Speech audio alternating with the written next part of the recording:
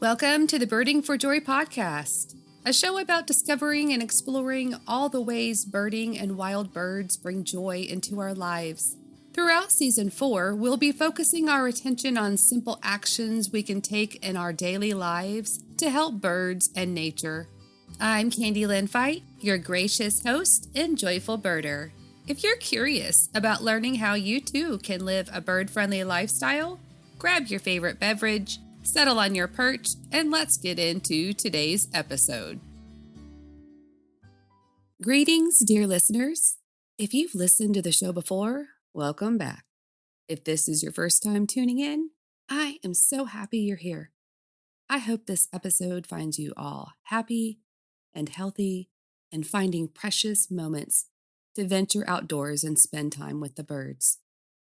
Did you know that coffee has a huge impact on birds? It's true. Hold on to your coffee mugs, friends. We're about to migrate into the fascinating world of bird-friendly coffee. Okay, with us today is Kirstin Hill. She's the bird-friendly program manager at the Smithsonian's National Zoo and Conservation Biology Institute. Hi, Kirstin. Hi, Candi. So great to be with you here today.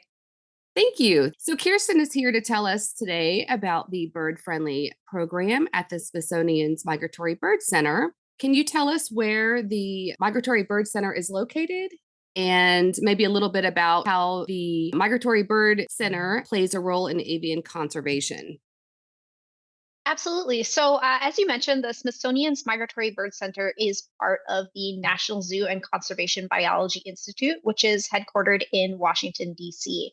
So, our center was founded on the idea of championing and conserving migratory birds and the grand phenomenon of bird migration. So, our focus really is the birds that you see in your backyard here in North America during the warm weather months, and the birds that now in the wintertime are spending a lot of time in Latin America. So, and that kind of will segue into the story of bird friendly coffee and how we ended up in this corner of the coffee world. So our work focuses on a number of different species. We've got a number of different researchers with different projects that focus on migratory birds, on bird conservation, and on protecting not just the birds that we're seeing in in the warm weather months, but thinking about how and where they're using their habitat year round. And that's kind of what makes the conservation of migratory birds a bit challenging, is sort of just understanding where they're going, how they're spending their time, what resources do they depend upon,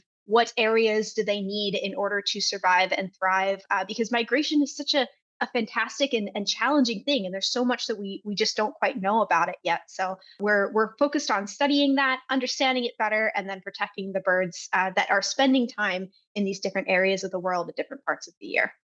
Migration is truly a mystery. I think a lot of birders or people who bird watch, they don't think about it on a daily basis about how the birds, are with us during the summer warmer months when they're breeding. And then when they migrate out, I mean, it's an exciting time, but I don't know if everybody really thinks about what those little birds are going through on their migration path. That once they get there, they have to have food, they have to have habitat, they have to have, the right environment for them to survive. That's one of the biggest challenges for migratory bird conservation. Is it's not just one habitat area that you're looking to protect, like it is for so many other animal species out there that we're looking to do what's best for. For migratory birds, it's where they are in the warm weather months. For us here in North America, I'm up just outside of the Vancouver area, so up here. But then thinking about where they're landing this time of year when it's much colder, and then all of those stopover sites in between, and that's part of what makes migratory bird conservation so challenging. Is it's not just sort of a one size fits all approach. You're thinking about all these different things and the way that we as humans are interfacing with migratory birds at different parts through their annual cycle. Yeah, for sure. When I found out about the program, I was like over the moon. I just get really, really excited about birds and coffee. Okay. Yeah, no, it's a funny and interesting way in which these things intersect. And when you think about it, there's so many things that we in our daily lives just sort of take for granted. These are things that we either pick up at the grocery store or we use on a fairly regular basis. And we don't necessarily always have the bandwidth to think about where they come from or all of the resources and energy that goes into bringing these things into our lives. And so with this one kind of little corner of the world that we have with coffee, it's just such an interesting connection between the coffee that's in our cup, the beans that are in our cupboard, the what's being served at our local cafes, and these birds that we see sometimes part of the year, sometimes depending upon where you live, you might see them all year round, with different resident populations. So it's really just it's an interesting little corner to deep dive into. And for my money, it's a really awesome and impactful conservation that action that each of us can take that actually does have an impact on the amount and value of the habitat that's saved by taking that small action. Yes, for sure. That kind of is how it started me down that path back in early November when I started researching bird friendly coffee and conscious consumerism. And I was like, oh, wow, this is a whole new world to me. Let's talk about how bird friendly coffee helps wildlife and the environment. Maybe how common coffee agriculture affects migratory birds versus Yeah, friendly coffee. The yeah, absolutely. So it's a really kind of fascinating story, and it does tie into our history within the Smithsonian Migratory Bird Center. So, simply put, the essence of bird friendly coffee is it's coffee that's grown in a way that preserves high quality habitat for birds and biodiversity. So that is at the crux of what that bird friendly name and logo means. So anytime you see that, you know that 100% of the coffee in that cup or in that bag or container of coffee has been grown in a way that's doing what's best for birds and biodiversity. And to kind of understand what that means, we can kind of go take a little bit of a trip back in time. So if we kind of go all the way back to around the 1970s, that is kind of about 50 years ago, 50, 55 years ago now. It's kind of an interesting time for the world of coffee and for our migratory bird program as well. So prior to the inception of the Migratory Bird Center, which didn't come around for several years after that, but 1970s is around the time when we start to see a decline in migratory bird populations. So since 1970, you may have heard of a study that came out a few years ago now that talks about the loss of about 3 billion birds. And those individual birds, that kind of was what spurred the seven simple actions for what you can do to protect birds. But when we think about that study, we think about, where birds were in 1970 compared to where they are now, kind of in the 2020s that we're in today. And you're seeing a loss of about 3 billion individual birds.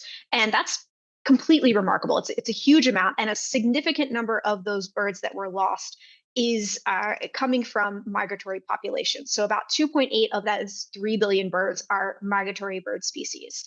And obviously, this is a cause for great concern for people who care about birds, who care about the environment, especially because birds are a really fantastic indicator species. So when we see a decline in bird populations, it's usually not just something that's happening to birds. It's indicative of some of the bigger environmental concerns that we have. And of course, we know there's a lot that's not going right with the environment right now at this moment in time. That's news to no one, really, I would hope. But when we see birds, they're an important case study for us to think about.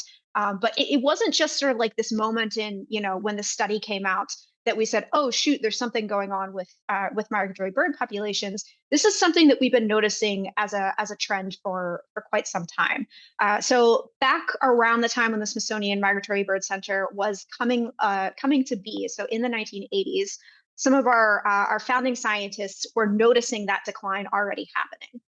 And what they noticed was that the areas in Latin America where these birds are spending their overwintering period that had retained shade and retained habitat and trees on the area in which coffee was grown were providing a hospitable environment for the migratory birds in those areas, as opposed to areas in which the land had been entirely cleared of native trees and was just coffee that was grown entirely under the sun. And so what we saw, and kind of the concept that emerged from this, was, hey, if we can protect shade on coffee growing lands, then we can be doing something good for migratory birds in their overwintering period. Because we know, as we had just been talking about, it's a challenge to conserve them because it's not just the things that we're doing here in our backyards in North America. They're only spending a portion of their time here. So we have to be thinking about that full annual cycle, the full lifespan of these birds. And so what our scientists started to come up with were, what are these different ways in which we can be encouraging folks to keep that land, keep the trees, keep the shade, keep the habitat on that land, and don't just kind of remove it all in order to have sun grown coffee, which can tend to produce higher yields or be a bit easier to manage. And when we go back and think again to what was happening in the 1970s, that is the time in which sun coffee really started to kind of come online. So we kind of see those dates sort of come together. The puzzle pieces is starting to click here because traditionally coffee was grown entirely underneath the shade. So it was always this agroforestry system where the coffee was intercropped, so planted underneath the shade of native trees and then harvested accordingly. And then a number of factors that have to do with things like the demand from the global market increasing, pressure from government entities to increase yield, a disease called coffee rust, which tends to be more difficult to manage when coffee is grown under the shade and a bit easier to manage when it's grown under the sun, kind of contributed to farmers choosing to remove a lot of these trees from their land and to really shift to more of that sun-grown monoculture. So we see that shift start to happen in the 1970s. We also see a decline of migratory birds start to happen in the 1970s. And so unfortunately, where we're at today is that about 3/4 of the world's coffee is grown in that sun-grown monoculture fashion, where there isn't any shade left. There's no habitat that's protected that's remaining for birds and biodiversity. It's just the coffee crop. Which can support some bird species, but when you compare that to what can be supported if you maintain an agroforestry system where there's forest over the coffee crop, it's multiple factors of birds that are able to be protected in the forested landscape there. So what ended up happening was our scientists at the Smithsonian Migratory Bird Center just sort of stumbled into this idea of coffee certification. So 25 years ago, we're celebrating our 25th anniversary this year. We launched the Smithsonian Migratory Bird Center's bird-friendly certification in an effort to protect habitat on these coffee growing lands and to provide an incentive for farmers to sell their coffee to a unique market that is interested in protecting birds and biodiversity through their coffee choices. And that's kind of how we came to be, a little bit of our origin story. And since our program started in 2000, we've gone on to certify several thousand hectares of land within these producers.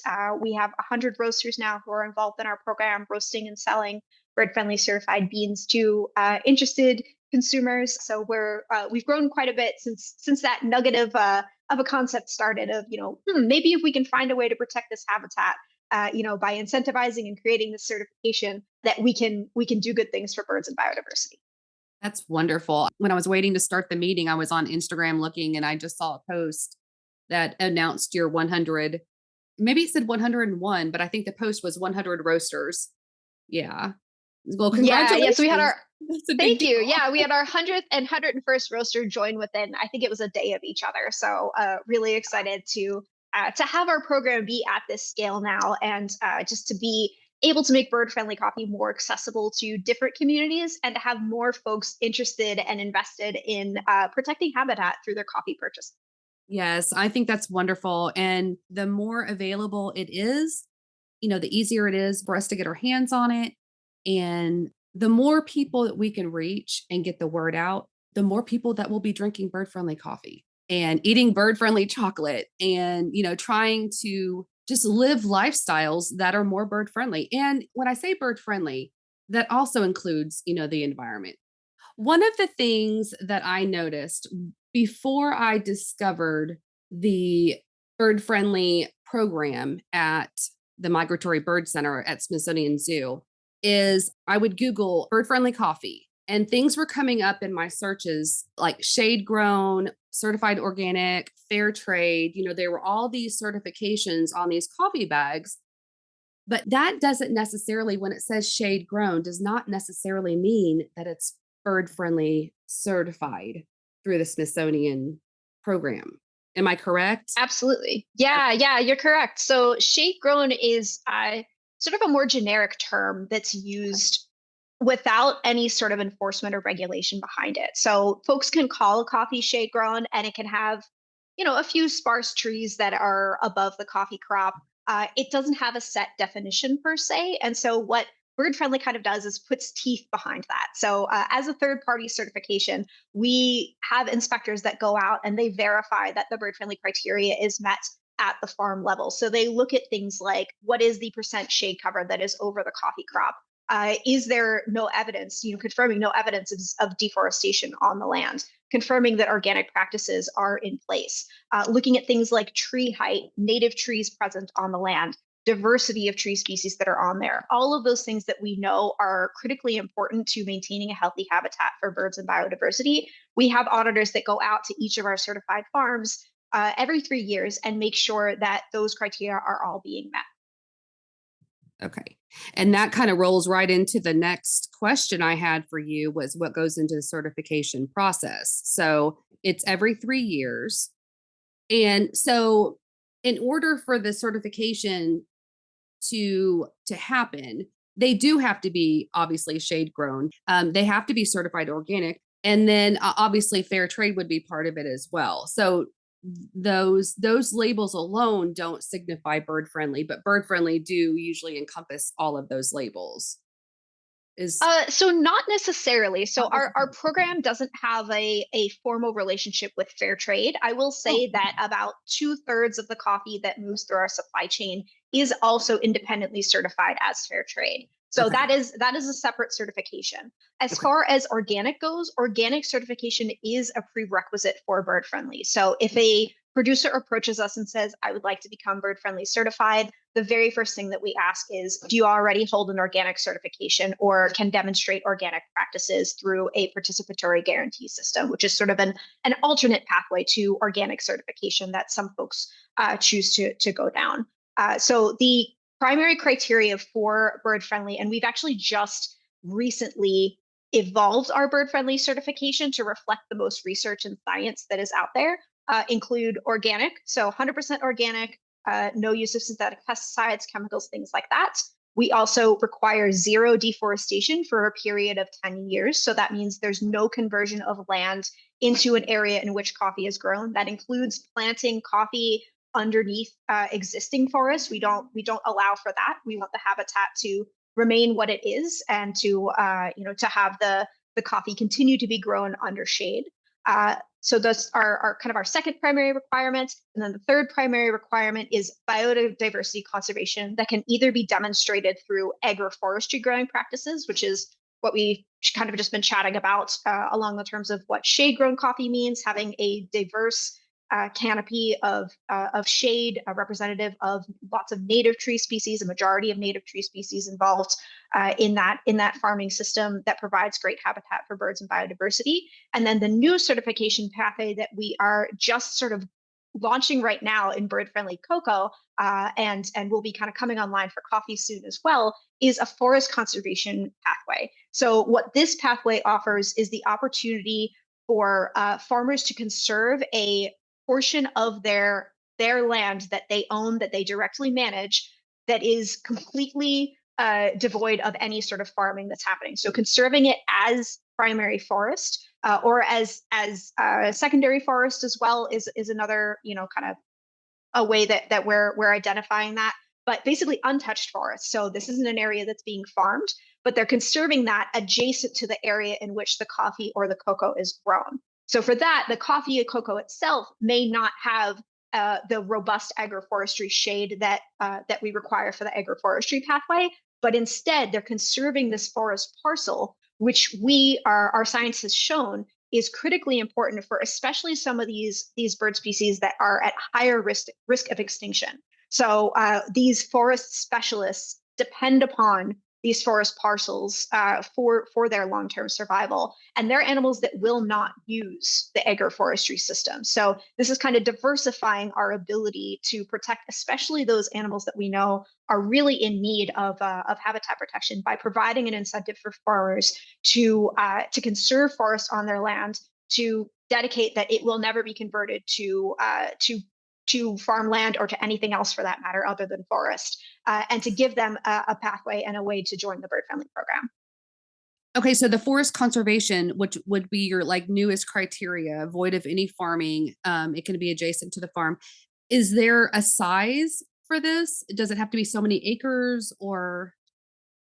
It has to be a percentage of land. So what we are looking for is at least 40% of the land is dedicated to be remaining as forest. Okay. I think that's a great criteria for these farms down there. Yeah, yeah, we're really excited to be able to offer this pathway and to have it be an evolution of our standard to be something that we're not just kind of staking our fork in the ground and saying this is what we are and what we always will be. This is a reflection, in good science practice. We're learning from the new research that's coming in, from what we're understanding about preferences for Mhm. different types of birds and what they truly do need to thrive, and evolving our standard to reflect that, to make sure that we remain the gold standard in farming practices for birds and biodiversity in coffee and cocoa growing landscapes. I think that's wonderful. Okay. Where can listeners purchase bird friendly coffee? Yeah, that's a great question. So probably the easiest thing for folks to do is to go onto our website. So it's birdfriendly.si.edu. And we have on there a few different resources that are available to folks who are looking for bird friendly coffee.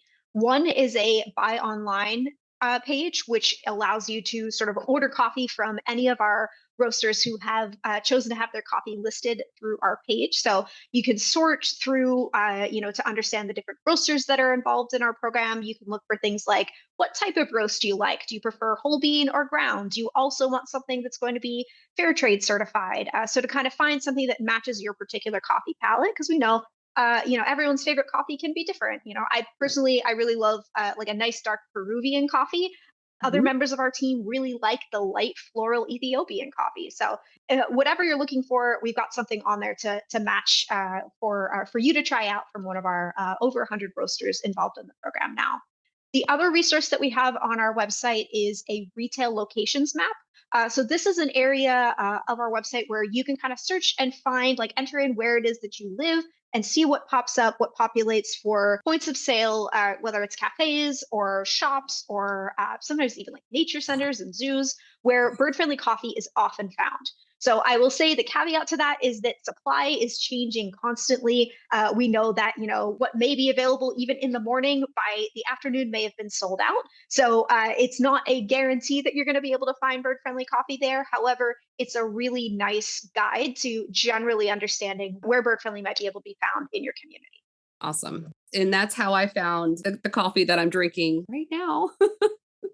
It really was very easy to navigate on your website, and I found it extremely helpful. So, listeners, you will find it very easy to find bird friendly coffee in your area, or that can be easily mailed and shipped to you. Okay. How would I go about getting cafes to carry a bird friendly coffee? Like, is there an easy way to approach them? Do you have any advice? Yeah, for sure. So we get this question all the time. And first of all, we love when folks are advocates for us, or who are supporters of bird friendly, who will go out into the community and say, hey, this is something I want to see in my backyard. I don't want to have to buy it online. I don't, I want my local roaster who I already love and support to carry bird friendly certified coffee. So one of the best ways to kind of approach that is to see if you can talk to the person who's responsible for purchasing the coffee at the roastery. So if they're roasting their own coffee, maybe it's the manager or the coffee buyer, the owner, and to say, hey, have you heard of bird friendly certified coffee? It's a great place to start, because many times folks don't necessarily know what bird friendly is. That awareness just isn't there. So and if they haven't, then you can tell them a little bit about it, part of what you've learned from the podcast here, or maybe you take a look around on the website and learn a bit more. So yeah, just kind of to let them know that this is something that is out there as a certification option for them, and that as you, as a patron of their business, that you're interested in this and in buying it from them specifically.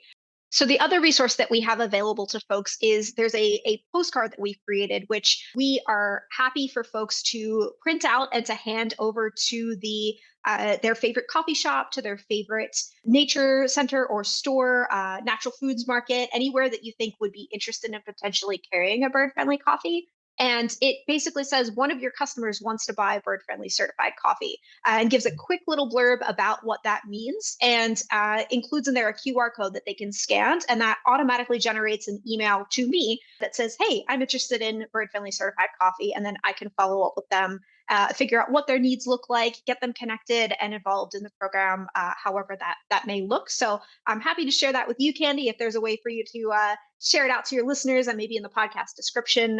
It's just a link that we have that's available for folks who are interested in supporting bird friendly in their own community. And it's a great way to sort of open up that conversation with folks and let them know that you're interested in buying bird friendly, and also what it means for coffee to be bird friendly too. That would be great. So you can just email it. Perfect. Okay. Where can listeners find more information about the bird friendly program, either online or social media? For sure. So yeah, our website is a great place to go. We are in the process of making some updates to it. So hopefully within the next few months, folks will see a nice refresh to the information on birdfriendly.si.edu. So that'll take you to our landing page within the Smithsonian's National Zoo and Conservation Biology Institute website. So lots of info on there about the bird friendly program, about our research and science. And then if you're interested in following us on social media, our two official accounts are on Facebook and Twitter or X. Twitter X, it's at SMBC. And then on Facebook, it is Smithsonian Migratory Bird Center. Okay. That is awesome. I will list those sources on the show notes so that our listeners can find you and find out more information. Did you have anything else to add? I mean, I always just like to close out opportunities to connect with folks with just a kind of a little anecdote. And Okay. I think this is what really made me fall in love with the bird friendly program. Is if you can picture yourself, you're sitting looking either out your window with your cup of coffee in hand, or maybe you're taking a walk through the park. It's spring, it's summer, and you hear a Baltimore Oriole, or you hear a yellow warbler. Maybe you see one of the wood thrushes fly by, and you're able to think about that individual bird and their ability to be there in your backyard could be directly tied to the coffee that you have in your cup and that you're drinking and choosing every day. So it's not even just happening at sort of a species level. It's these individuals that we're seeing during our warm weather months. They depend upon the habitat that is being protected by the coffee choices that we make. So if we can make that one simple switch, one of the things I love about bird friendly is it's not just coffee that's good for birds and biodiversity. It's tastes delicious as well. So it's great for the planet. It's great for the farmers who are making this dedication to preserve this habitat on their land. It's great for us. It's organic. It's a great alternative to conventionally grown coffee in that sense. And it's just such an impactful thing, to think about something that is sometimes a multi-cup a day habit for a lot of us. That if we make this one switch, we can be doing a whole lot of good, and feel really good about the delicious coffee that's in our cup as well. So I encourage everyone to think about making that switch to a bird friendly certified coffee, to choose bird friendly, drink bird friendly whenever you can. And to try out some of the fantastic coffees that are on the market now, explore them on our Migratory Bird Center and Bird Friendly website. I'm sure you're going to be able to find something that resonates with you as a coffee drinker, regardless of what it is that you're looking for and interested in. And if you don't see something in there, reach out to us. We are happy to engage, whether it's with new roasters, new producers, anyone who's interested in kind of being part of our bigger bird friendly community. We're always looking for more folks to make bird friendly coffee more and more accessible for everyone to enjoy.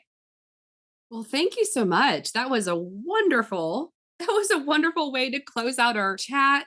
So, well, we thank you, Kirsten, for coming on the Birding for Joy podcast and sharing with us about the bird friendly program.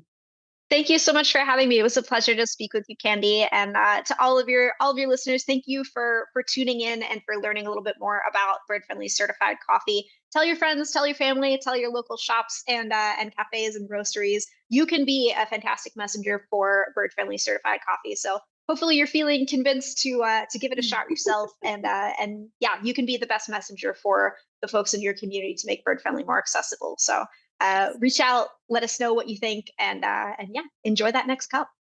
Thank you so much, Kirsten. Wasn't that a fantastic conversation? I hope you enjoyed hearing from Kirsten and learning about Smithsonian's bird friendly program and bird friendly coffee. Join me next week, Thursday, for a sweet surprise. Until then, I wish you well and joyful birding, my friends. If you are enjoying the Birding for Joy podcast, I would greatly appreciate it if you would subscribe to the show. Subscribing and tuning in to the episodes allows the algorithms on the platforms to know that the podcast is providing you worthwhile content and helps ensure the success of the show. Remember, the absolute best way to support your favorite podcast is by word of mouth. So make sure to share Birding for Joy with others who might enjoy listening. That way we can continue to build a joyful birding community. As always, thank you for tuning in, my friends.